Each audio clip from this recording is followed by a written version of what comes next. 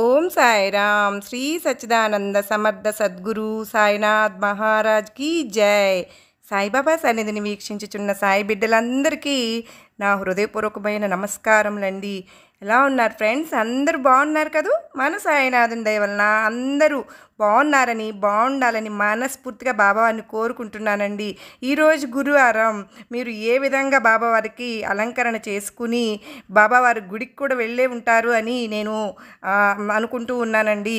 అయితే ఈరోజు బాబావారు బాబావారి సందేశంలో ఏ విషయం గురించి మనతో చెప్పబోతున్నారో ఆ సందేశం ఏంటో వినే ముందు ఫ్రెండ్స్, మీ అందరికీ ఈ వీడియో కనుక నచ్చినట్లయితే చిన్న లైక్ ఇవ్వండి ఫ్రెండ్స్. మీరు ఇచ్చే లైక్ మరింత మందికి బాబావారి సందేశం అందుతుందని ఆశ. అంత మాత్రమే కాదండి, నాకు కూడా చాలా ఎంకరేజ్మెంట్గా ఉంటుంది ఫ్రెండ్స్. అయితే ఈరోజు బాబావారు సాయి స్ఫూర్తిలో ఏ విషయం గురించి చెప్పబోతూ ఉన్నారు అని చెప్పి మనకు చాలా ఉత్సుకతగా ఉన్నాము. అయితే వెంటనే ఒక చిన్న కథ అయితే తెలుసుకుందామండి. బాబావారు కష్టాలు ఎన్నైనా సరే కాపాడేది మన బాబావారేనండి. అయితే మనం అది ఇప్పుడే ఆ కథ ద్వారా తెలుసుకుందాము. చిన్న కథతో తెలుసుకుందాము. ఒక ఘోరమైన అడవిలోనంటండి ఒక లేడీ తన 2 పిల్లలతో నెమ్మదిగా వెళ్తూ ఉంది. అలా ముందుకు సాగుతున్న లేడీ ఒక కంటికి ఒక వేటగాడు వేసిన వల కనపడిందంట. వల కనపడితే ముందుకు వెళ్తే ప్రమాదమని వెనుతిరిగేసరికి భయంకరంగా మురుగుతూ అతి వేగంగా పరుగులు తీస్తూ వస్తున్న వేట కుక్కలు 2 కనపడ్డాయంట. వాటి బారి నుండి ఎలాగైనా తప్పించుకోవాలి అని ఎడమవైపు తిరిగేసరికి దూరంగా ఒక ఎలుగుబంటి పరుగు పెట్టుకుంటూ రావడం కనపడింది. ఎడమ పక్కకు వెళ్తే ప్రమాదమని గ్రహించి కుడివైపుకు వెళ్దామని అటు తిరగగానే మంచి ఆహారం దొరకబోతోంది అన్నట్లుగా గుటకలు మింగుతూ వస్తున్న తోడేలను చూసిందంటండి.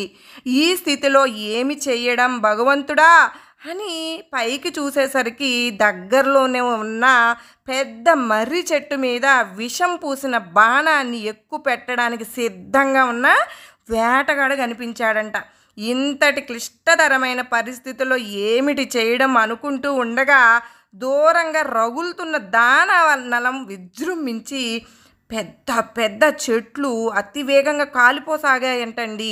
ఆ చప్పుళ్లకు గుహలో ఉన్న మృగరాజు బయటకు వచ్చి దిక్కులు ప్రతిధ్వనించేటట్లు గర్జించసాగిందంట. అటువంటప్పుడు ఆ లేడీ మానసిక స్థితి మన వర్ణనకి అసలు అందుతుందా? అది అందదు. ఆ హరిణి తన 2 కనులు మూసుకుని ఏకాగ్ర చిత్తంతో, బో భగవంతుడా, నాకు ఎదురైన దయనీయ స్థితి ఏ ప్రాణికి ఎన్నడూ కలగకూడదు. చిక్కుల నుండి బయటపడే మార్గం ఏదైనా ఉందా? నీవే శరణు అని ప్రార్థించసాగిందంట. అంతలో కాలసర్పం కాటు వెయ్యగా కిరాతకుడు చెట్టు మీద నుంచి క్రింద పడ్డాడంట. అతని చేతిలో సిద్ధంగా ఉన్న విషం పూసిన బాణం గురి తప్పి ఎలుకబంటికి తగలడంతో అది గిలగిలలాడుతూ నేల కూలింది. తోడేలు తమ వేటను పట్టుకుపోతుందేమో అని వేట కుక్కలు 2 దాన్ని తరుముతూ అడవిలోకి వెళ్ళి మాయమైపోయాయంటండి. ఈలోక దానవలం నుండి ఒక అగ్నికణం గాలికి వచ్చి వల మీద పడిందంట. వల కాలిపోయిందంట. సరిగ్గా అప్పుడే అంతటి వేసవి కాలంలో ఆకాశం మేఘావృతమై కుంభవృష్టి పడి దానవలం అణిగిపోయింది. అన్ని చిక్కులు క్షణాల్లో తొలగిపోవడం చూసిన ఆ లేడీ హృదయం ఆనందంతో ఎంత ఉప్పొంగిందో. ఈ కథను బాబావారు కేవలం ఒక లేడీని ఉద్దేశించి చెప్పలేదండి. మనకి ప్రతి మనిషి తన జీవన యాత్రలో ఎప్పుడో ఒకప్పుడు ఇలాంటి క్లిష్టమైన సన్నివేశాలను ఎదుర్కోక తప్పదు. మనకెవరికైనా సరే ఏ రోజు ఒకలాగా ఉండదండి. వర్ణనాతీతమైన చిక్కులలో చిక్కుకున్నవాడు భగవంతుడి కరుణకు పాత్రుడు కాగలిగితే ఆ కష్టాలను సునాయాసంగా అధిగమించేసేస్తాం మనం ఎవరమైనా సరే. బాబావారిని పట్టుకోవాలండి. మనం గట్టిగా పట్టుకుంటే, ఆయన పాదాలు పట్టుకుంటే మనం సునాయాసంగా దాన్ని గట్టెక్కేసేస్తాం. ఈ ఏ అపార కరుణామయుని అనుగ్రహం వల్ల మనం అత్యంత దుర్లభమైన మానవ జన్మను పొందగలిగామో ఆ దేవదేవుణ్ణి మనకున్న 24 గంటల కాలంలో కనీసం ఒక్క గంట కూడా ప్రార్థించకుండా అజ్ఞానంలో పడి కొట్టుకుంటున్నామండి. మనం సర్వకాల సర్వ అవస్థల్లోనూ కాకుండా ఉదయము సాయంత్రము 2 సంధ్యాలలోనైనా సరే తప్పకుండా ఒక అరగంట భగవన్నామ సంకీర్తన మనం ప్రతి ఒక్కరము చేయాలండి. అది మానవ జీవితానికి కావలసిన మార్గాన్ని సమయానుకూలంగా చూపుతుంది. కలౌ స్మరణాన్ ముక్తి అన్న పెద్దల మాటను అర్థం చేసుకుని శ్రద్ధ విశ్వాసాలతో మన బాబావారిని స్తుతిస్తూ జీవనయాత్రను కొనసాగించుదామా మరి మనం అందరం కలిసి? అయితే మనం అందుకే కదా ఈ సాయిబాబా సన్నిధి అనే ఈ గొప్ప దానిలో మనం అందరం కలుసుకుని ప్రతిరోజు ఎన్నో విషయాలు షేర్ చేసుకుంటూ ఉన్నాము. నాకు దానికి ఎంతో సంతోషంగా ఉందండి. అయితే మీరు బాబావారి సందేశం ఇప్పుడే మనం తెలుసుకుందాము. కనువిప్పు కలిగించి ఉన్నతిని చూపేది బాబావారేనండి. తండ్రికి ఎంతమంది కొడుకులు ఉన్నా కూడా అజ్ఞానంతో చెడు ప్రవర్తన కలిగి చెడు దారిలో నడిచే కొడుకు కోసం బెంగపడతాడా లేదా? ఎలా మార్చాలి అని ఆరాటపడుతూ ఉంటాడు. దైవం కూడా అంతే. మన బాబా మన తండ్రి కదా, నీతి నియమాలతో ఎప్పుడు తన దగ్గరే ఉన్న భక్తుని గురించి పెద్దగా పట్టించుకోరండి బాబావారు. దారి తప్పి అంటే చెడు నడతతో తనకు దూరం అవుతున్న భక్తుల గురించే ఎల్లప్పుడూ ఆలోచిస్తూ ఉంటారు. వారిని ఎప్పుడు వదిలివేయరు. వారు నడిచే దారి ఎంత నీచమైనదో వారికి తెలిసేటట్లు చేస్తారు. ఒక్క క్షణంలో వారికి కనువిప్పు కలిగిస్తారు. ఆ క్షణం ఎంత బలమైందంటే ఊబిలో మునిగిపోయేంతటి వేగంతో మనిషి ఉన్నతికి లాగబడతాడు. దారి దొంగ వాల్మీకి దారి తప్పి అజామిలుడు అమాంతం వచ్చి దైవ సన్నిధిలో చేరిపోయారు కదా. కాబట్టి అయ్యో మనం ఇన్నాళ్ళు సరిగ్గా దైవ చింతన చేయలేకపోయామే అని విచారిస్తూ అవసరమే లేదు. సాయి అని పిలిస్తే ఓయి అంటూ ఏదో ఒక రూపంలో మన బాబావారు ఆదుకుంటారు. బాబావారి ధ్యానం మనస్సుకు అలంకారం. బాబా నామం నోటికి చెవులకు ఎంతో ప్రియం. ఆ రూపమే కన్నుల వెలుగు. ఇలా జీవితమే ఒక పండుగ అయిపోతుంది. బాబావారు ఒక్కసారి ఒక పిసినారి భక్తుడికి ఆత్మజ్ఞానం అంటే ఏమిటో వివరించారు కదా. మనం అవన్నీ చదువుకున్నాము. ఆ జ్ఞానబోధ అనే విందు అక్కడ ఉన్న భక్తులందరికీ తృప్తి లభించిందా లేదా? అలాగే త్యాగమయ జీవన పదాన్ని తప్పి నడిచే ఆ పిసినారికి కనువిప్పు కలిగింది కదా. అదే దైవం తన సంతానంపై స్వచ్ఛమైన ప్రేమను చక్కని తార్కాణం. అవునా కదా? మనం బిడ్డలందరినీ ఒకేలాగా చూస్తాం కదా. అలాగే మన బాబావారు కూడా మనందరినీ ఒకే విధంగా చూస్తారండి. ఆయన ప్రేమలో ఏ మాత్రము కూడా అసలు కొంతైనా భేదమే లేదు. అయితే మనం ఈరోజు సాయి స్ఫూర్తిలో ఏ విషయం గురించి బాబావారి ప్రేమ అమృతంలో వెంటనే జాయిన్ అయిపోదామండి. అది పారాయణ చేసుకునే ముందు దుఃఖహేతువులైన వ్యక్తిత్వపు పరిమితులను దాటించి అన్ని పరిమితులకు పరమైన ఆనందాన్ని అందించి పారాయణత్వాన్ని కలిగించేదే పారాయణ. ఒకానొక మహత్తర అంశాన్ని కూలంకషంగా అధ్యయనం చేసి అపారమైన దాని తత్వాన్ని ఆకలింపు చేసుకునే సాధనం పారాయణ. సద్గురు దివ్య పాదాలను హృదయంలో ప్రతిష్ఠించుకుని భక్తి రాగ రంజితమైన మనసు అనే కుంకుమతో ఆ పాదాలకు పారాయణ చేయడమే పారాయణ. అయితే బాబావారు నిన్న శ్రీరామ జన్మోత్సవం సందర్భంగా అతనికి ఎక్కువ 150 రూపాయలు బువాకి సంభావన కూడా ఇచ్చారు. ఆయన ఎంతో సంతోషించారని చెప్పుకున్నాం కదా. కవట్యాలో 5 సంవత్సరాలకు లభించే సంభావన బాబా ఒకే ఉత్సవంలో ఇస్తే మరి బువ్వాకు ఎందుకు ఆనందించడు? ఎంతో సంతోషం కలుగుతుంది. బాబాతో ఎంతో కృతజ్ఞుడయ్యాడు. ఆ తరువాత ఒకరోజు దాసగను షిరిడీకి రాగా ప్రతి సంవత్సరం రామనవమి ఉత్సవాన్ని జరిపించే బాధ్యతను బాబా అనుమతితో అతనికి అప్పగించారు. అప్పటి నుండి ఇప్పటి వరకు కూడా ఈ జన్మోత్సవం అతి వైభవంగా ఆర్భాటంగా జరుగుతుంది. పేకల వరకు తినేలా అన్న సంతర్పణ, పేద పిల్లలకు మహదానందము. సమాధి మందిరం యొక్క మహాద్వారం వద్ద మంగళవాద్యాలతో మేళ తాళాలతో ఆనందంగా సాయి నామఘోష అంబరాన్ని తాకుతూ ఉంటుంది. గోపాలగుండుకు ఉత్సవం జరపాలని సంకల్పం కలిగినట్లే శిథిలమైన మసీదును అందంగా రూపొందించాలని స్ఫురించింది. మసీదును తాను బాగుపరచాలని నిర్ధారించుకుని దానికై రాళ్లను సిద్ధపరిచాడు. కానీ ఈ జీర్ణోద్ధరణ యోగం అతని భాగ్యంలో లేదు కాబోలు.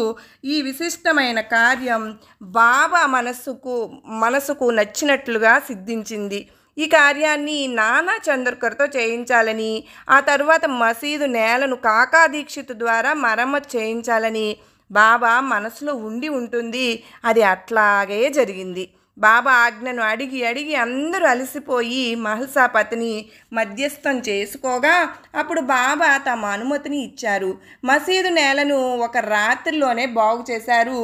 బాబా గద్దెపై కూర్చున్నారు. క్రీస్తు శకం 1911 సంవత్సరంలో సభామండపం తయారైంది. దానికోసం ప్రచండ ప్రయత్నం చేసి ఎంతో ప్రయాసపడ్డారు. అది అందరికీ వణుకు పుట్టించింది. ఇదే విధంగా భక్తులు శ్రమపడి ఆ పనిని ఒకే రాత్రిలో పూర్తి చేశారు.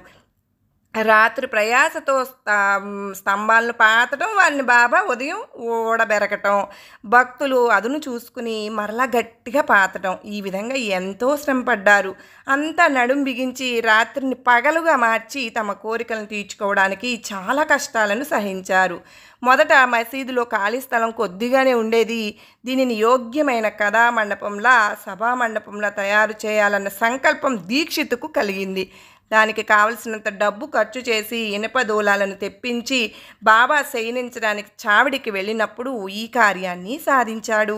భక్తులు రాత్రిని పగలుగా చేసి కష్టపడి దూలాలను పాతడం, బాబా చావిడి నుండి రాగానే వాటిని ఓడదీయటం. ఒకసారి బాబా అత్యంత కోపంతో ఒక చేత్తో తాత్య మెడను పట్టుకొని రెండవ చేత్తో ఒక స్తంభాన్ని కదిపి ఓడబెరకాలని చూచారు. స్తంభాన్ని బాగా కదిలించి వదులు చేశారు. తాత్య తలపైని పాగా లాగేసి పొల్లగేసి దానికి నిప్పంటించి కోపంతో గుంతలో పడేసేశారు. ఆ సమయంలో వారి కళ్ళు అగ్ని గోళాల వలె కనిపించేసరికి అందరి ధైర్యము సడలిపోయింది.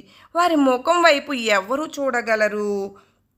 వెంటనే బాబా తన కఫిని జేబులో నుంచి చెయ్యి వేసి ₹1 బయటకు తీసి అది సుముహూర్తం అన్నట్లుగా అక్కడ దానిని కూడా నిక్షిప్తం చేశారు. తిట్లను శాపాలుగా వర్షంలా కురిపించారు. తాత్య కూడా మనసులో చాలా కలవరపడ్డాడు. ఆ వికట పరిస్థితి ఎలా జరిగిందా అని. జనులు భక్తులు ఆశ్చర్యపోయారు. ఆ రోజు ఎందుకు ఈ దుశ్శకునాలు?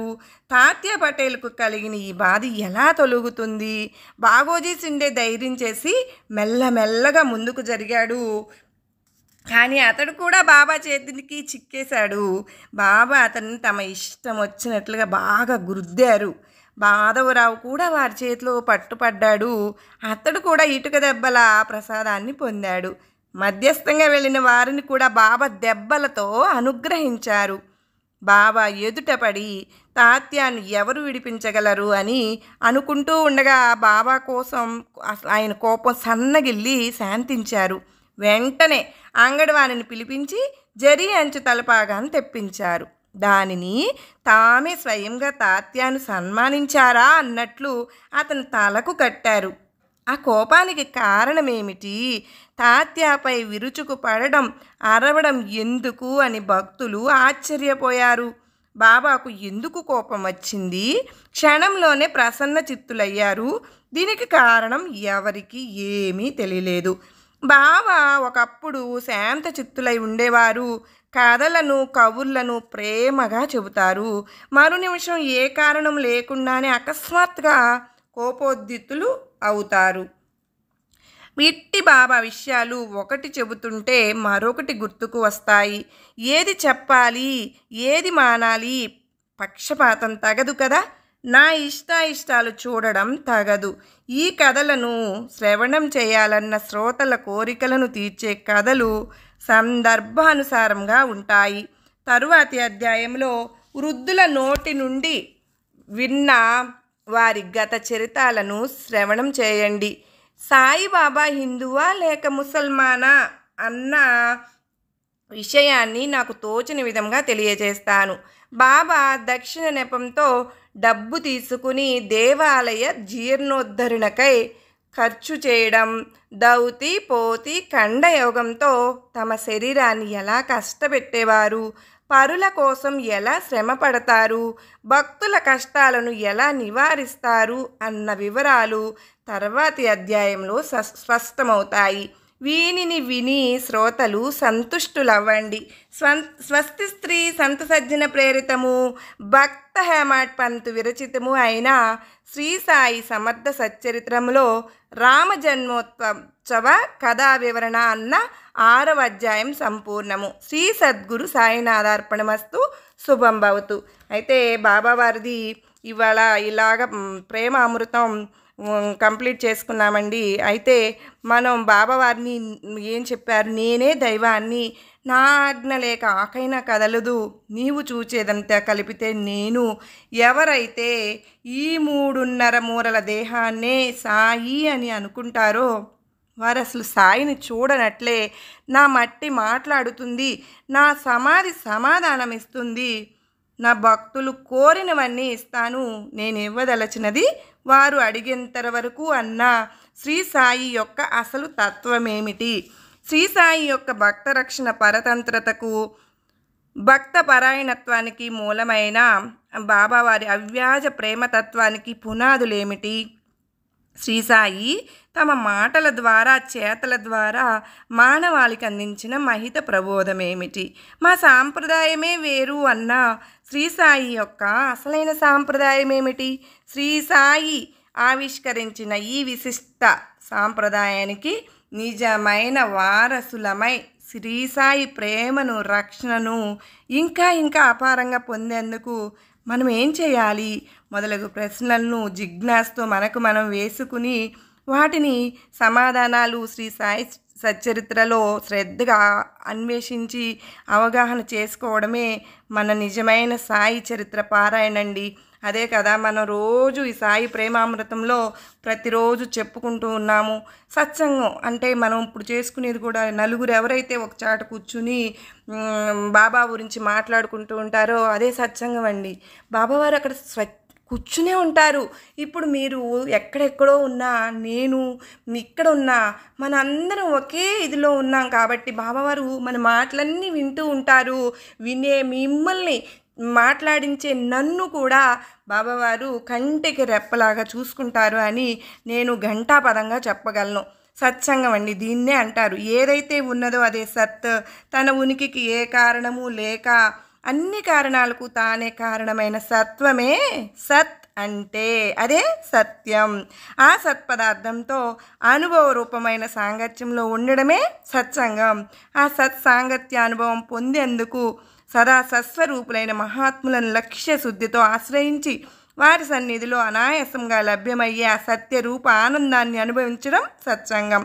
తత్వదర్శనులైన సత్పురుషుల యొక్క ప్రత్యక్ష సన్నిధి లభించినప్పుడు ఆ సద్గురుమూర్తుల దివ్య సన్నిధిని ప్రసాదించగలన వారి జీవిత చరిత్రలు బోధనలను శ్రద్ధతో అధ్యయనం చేసి ఆ అధ్యయన సారాన్ని మననం చేసి దాన్ని హృదయగతం చేసుకోవడం కూడా సత్సంగమే.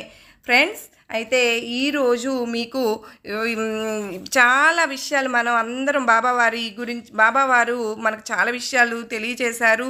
అయితే మనం ఇలా కీర్తిద్దాం మన బాబావారిని. సాయి వంటి దైవంబు లేడోయి లేడోయి, ప్రజలందరి నోట సాయినామం పలకాలి, సర్వత్రా సాయి రూపం రంజిల్లాలి, ముజ్జగాలు సాయి మహిమతో ముప్పిరుగునాలి, సాయి పదరవులలు మన హృదయ కుహారంలోని నిశ్శబ్ద నిశీదిలో ప్రతిధ్వనించాలి, ప్రణయనాద వీచికల్లా సాయి జ్ఞాన సౌరభాలు సర్వత్రా వ్యాపించాలి, ఆ సుజ్ఞాన సౌరభాల ఆస్వాదనలో మన మనసులు మత్తెక్కాలి. సాయి ప్రేమామృతధారలు అంతటా నిరంతరం వర్షించాలి. ఆ ప్రేమామృతధారలలో తడుస్తూ ఆ జ్ఞాన సౌరభవాల మత్తులు ఆనందంగా నర్తిస్తూ సాయి వంటి దైవంబు లేడోయి లేడోయి అని అందరము ఏకకంఠంతో గానం చేయాలి. అదేనండి నా ఆశ, ఆశయం, నా ఆకాంక్ష.